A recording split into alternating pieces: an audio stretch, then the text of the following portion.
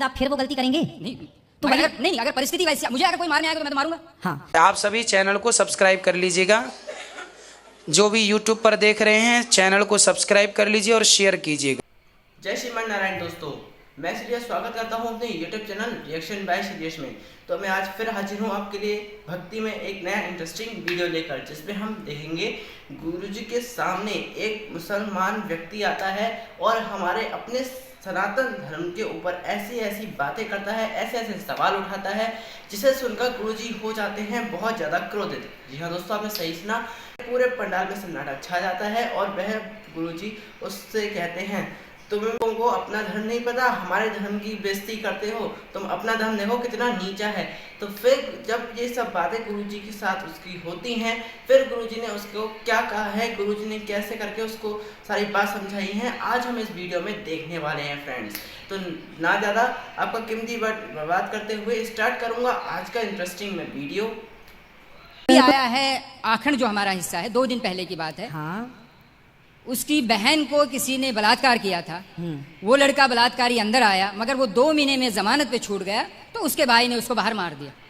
मैं ये नहीं कह रहा हूं कि वो हत्या सही है, करना सही है, मगर परिस्थिति ऐसी होती है। और एक अफसोस की बात है, ये यहाँ में प्रशासन की, कौन से प्रशासन, जो बाहर का कानून व्यवस्था हमारी बिल्कुल, है, बिल्कुल। कि वहाँ गरीब बेचारा तो मारा जाता है, अमीर पैसा देके निकल जाता है। इस देखो, आपने भी देखा होगा। आपने अभी बताया कि जैसी परिस्थिति में किसी ने मर्डर कर दिया, जी, जी। परिस्थिति में किसी ने गलत किया, जी। तो परिस्थिति में गलत कर दिया, पर यहाँ जितने लोग हैं, मैं आपसे भी पूछूं कि आप यदि किसी का मर्डर करके आए हैं, तो क्या यहाँ से जाने के बाद आप फिर वो गलती करेंगे? नहीं, तो अगर परिस्थिति वैसी, मुझे अगर कोई मारने आएगा तो मैं तो मारूंगा। हाँ, लेकिन यूं ही आप तो किसी की चढ़ाई नहीं करेंगे ना। ऐसे तो पागल नहीं है ना कि हम किसी को भी, जैसे कहा बस गया वही तो है कि मजबूरी थी। चींटी को भी पैर मतलब देख के, बिल्कुल बिल्कुल। फिर करोड़ों की कंपनियां ऑल आउट क्यों बेचती है? वो मच्छरों को मारने के लिए दवाई क्यों देती है? कॉकरोच को मारने की दवा क्यों देती? जी। उस पर बैन लगा दे फिर सरकार, जी, क्योंकि वो तो दवाई बेचती है और करोड़ों रुपए कमाती है। फिर तो किसानों को, अगर यही है सनातन धर्म में कि नहीं मारना चाहिए, हाँ। मैं अपने प्रधानमंत्री से अपील करता हूँ, गुजारिश करता हूँ कि ऐसी कंपनी को बंद कर दीजिए, जीव जंतु के मारने की दवाई देती। देखो, जितने की जरूरत है, अब जैसे हमारे यहाँ 5 जो छोटे छोटे पाप हैं, जैसे हम झाड़ू लगाते हैं तो बहुत सारे चींटियां मर जाती हैं।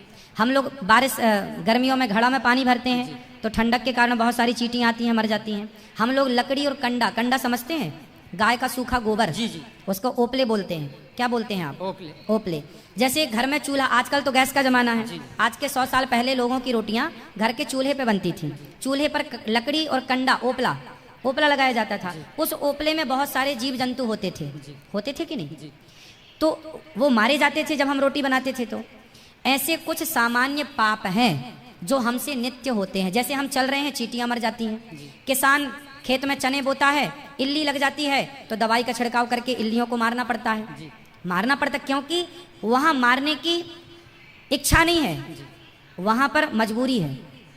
बात समझ रहे हैं? किसान यदि इल्ली ना मारे तो इल्ली पूरी फसल मार देगी। यदि आप लकड़ी और कंडे की, चींटी और लकड़ी और कंडे के जीवों की लिए सोचें तो आप भूखे मर जाएंगे, रोटी बना ही नहीं पाएंगे। तो जो सामान्य पाप होते हैं आपसे हमसे, वो जानकर नहीं करते हम, वो मजबूरी है। बात समझ रहे हैं आप? वो मजबूरन करना पड़ता है। हम किसी को यूं ही नहीं मारेंगे, मजबूरन हमें, हमारी सेना बंदूक लिए घूम रही है ना, कि मजबूरन जरूरत पड़ने पर अटैक होगा। उसी तरह से हम जानबूझकर किसी को नहीं मारते, मजबूरी पे मारना पड़ता है। इल्ली को, मच्छर को, मक्खी को, उसी तरह मजबूरी है तो इनको मारा गया। हम बेवजह नहीं मारते किसी को।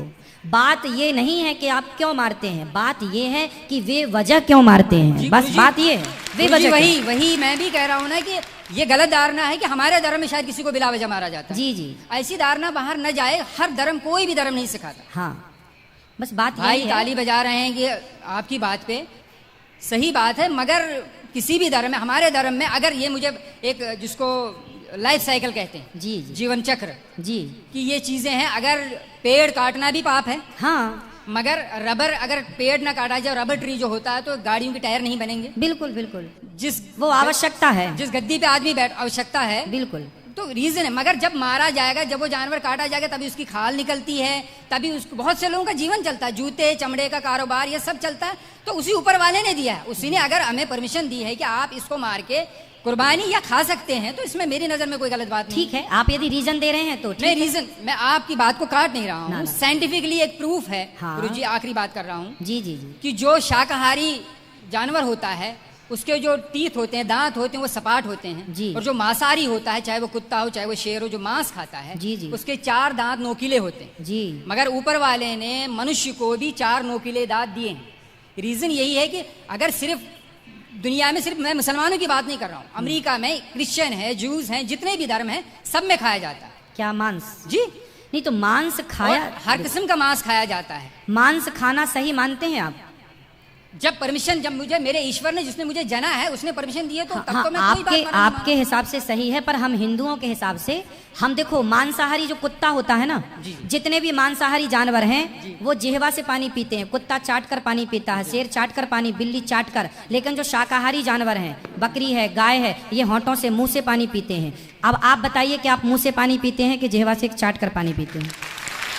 फिर दांत नहीं, दांत का भैया सुनो, दांत का, मेरा सिर्फ इतना कहना है कि जैसे आपने कहा कि आपके हमारे धर्म में मेरे ईश्वर एक ही है। हाँ, उसने जब परमिशन दी है मुझे, आप कह रहे हैं कि आपको नहीं, मगर ये तो नहीं होना कि दुनिया में ये भावना हो कि नहीं ये धर्म अच्छा, बाकी धर्म अच्छे नहीं। देखिए हमारा जो सनातन धर्म है जी। उस जैसे आपके धर्म में तो ये कहा जाता है कि जैसा आप ही बता रहे हैं कि आपके यहाँ मांस खाना सही मानते हैं वो लोग, हमारे यहाँ मांस खाना सही नहीं मानते। हमारे यहाँ किसी भी मंदिर में जो मनमाने ढंग से बकरा बकरे की बलि चढ़ाते हैं मंदिरों में, वो गलत चढ़ाते हैं, हम लोगों से गलत मानते हैं। हमारे यहाँ मंदिरों में 56 भोग लगता है भगवान को, बढ़िया दाल चावल खीर पूड़ी सब्जी बादाम काजू पिस्ता, इनका भोग लगता है। जब हमारे यहाँ ये कहा जाता है कि जब खाने को 56 भोग हैं तो क्यों अपने स्वाद के लिए किसी की हत्या की जाए, इसलिए हिंदू लोग मांस नहीं खाते। ये अपनी अपनी विचारधारा है। आप खाते हैं तो उसमें आपकी अपनी विचारधारा है, हम लोग नहीं खाते उसमें हमारी अपनी विचारधारा है। अब ये देखना है कि किसकी विचारधारा श्रेष्ठ है। यदि श्रेष्ठता का निर्णय किया जाएगा तो ये देखा जाएगा, और निर्णय नहीं करना तो अपनी अपनी जगह सब ठीक है। जी यही मैं कह रहा हूँ। आखिरी बात, हाँ, जैसे आपने कहा कि मैं आपके धर्म को इसलिए बुरा नहीं कह सकता ना कि ये लोग देखो मांस नहीं खाते, तो दूसरा धर्म वाला ये क्यों कहे कि देखो ये मांस खाते इसलिए बुरा है।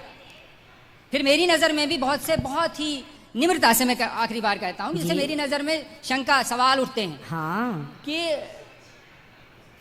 ये शायद मुझे पता चला कि शायद आपने जवाब दिया है जी। हमें बचपन से सिखाया जाता है कि चोरी, मैं सब भाइयों से, कोई मेरे दिल में कोई ऐसी बात नहीं है। नहीं आप बिल्कुल बात करिए भाई की तरह। कोई चोरी 5 पैसे की हो या 5 लाख की चोरी होती, बचपन से स्कूलों में भी सिखाया। बिल्कुल बिल्कुल बिल्कुल। फिर क्यों एक चीज, भगवान कृष्ण जी के बहुत से गुण होंगे, मगर बार बार ये माखन चोर क्यों कहा जाता? हर बच्चा चोरी करता, इसका मतलब ये नहीं कि मेरा बच्चा बचपने में चीनी चुराता था तो मैं उसको बड़ा होकर उसकी शादी भी होगी मैं उसको कहूँ ए चीनी चोर, अबे चीनी चोर। सुनिए सुनिए तो क्या है, ये तो मेरे दिल में अजीब ना आता नहीं, मैं उत्तर दे दूं आपको।